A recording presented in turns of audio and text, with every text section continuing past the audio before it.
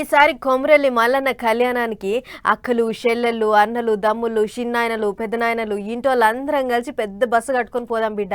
ఓ 4 వద్దులు సెలవు పెట్టుకో అని ముందుగానే చెప్పిర్రు మా వాళ్ళు. మరి ఆ టైంకు ఎట్లయితుందో ఏమో చూడాలి అన్నట్టు మల్లన్న కళ్యాణం అంటే యాదకొచ్చింది. ఇగో గి ముచ్చట చూడుర్రి, మస్తు ఖుషి అవుతారు.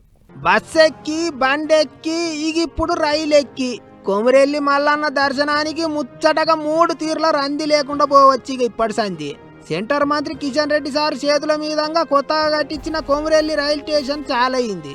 సికింద్రాబాద్ సిద్దిపేట నడుమ తిరిగే 4 డెమో రైళ్లు ఇప్పటి సంధి కొమరెల్లి స్టేషన్ లో ఆగుతాయి.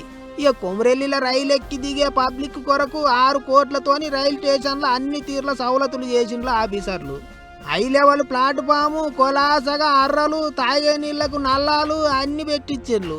ఒక్క తెలంగాణ నుంచే కాకుండా పక్క రాష్ట్రాల నుంచి కూడా దినం కొమరెల్లి మల్లన్న దర్శనానికి పబ్లిక్ బగ్గబోతుంటారు. ఇక జాతర కళ్యాణం టైంలోనైతే పటవాసం గారు భక్తులు. అందుకే రైలు గాడి మంచిగా పనికొత్తది అనుకుంటారు అందరూ. అన్నట్టు టికెట్ రేటు కూడా మా తక్కువనే, 30 నుంచి 50 రూపాయల నడమనే ఉంటదట. ఆడోళ్లకు ఎట్టాగు పిరి బస్సే కాబట్టి వాళ్ళను బస్సులో తోలిచ్చి మగోళ్ళంతా రైలు ఎక్కితే సరిపాయే, పైసలు బరకత అవుతాయి అనుకుంటారు చాలా మంది. ఇంకో ముచ్చట ఏంటిదంటే గుడికి రైలు స్టేషన్ కు నడమ 3 కిలోమీటర్ల దూరం ఉన్నదట. అట్లా ఇక ఆటో అన్నలకు కూడా గిరాకీ మంచిగానే అవుతుందని అనుకుంటారు ఇంతమంది. ఏమైనా మల్లన్న దర్శనానికి పోయేటోళ్లకు రైలు సౌలతి కూడా అయ్యింది. బస్సులలో రష్ ఎక్కువైనప్పుడు రైలు బాట పట్టొచ్చు, రాంది లేకుండా తిరగవచ్చు. అన్నట్టు బాసర యాదగిరి గుట్ట తర్వాత తెలంగాణలో రైలు స్టేషన్ దగ్గర పట్టనే ఉన్న 3వ తీర్థం కొమరెల్లి మల్లన్న తీర్థమే.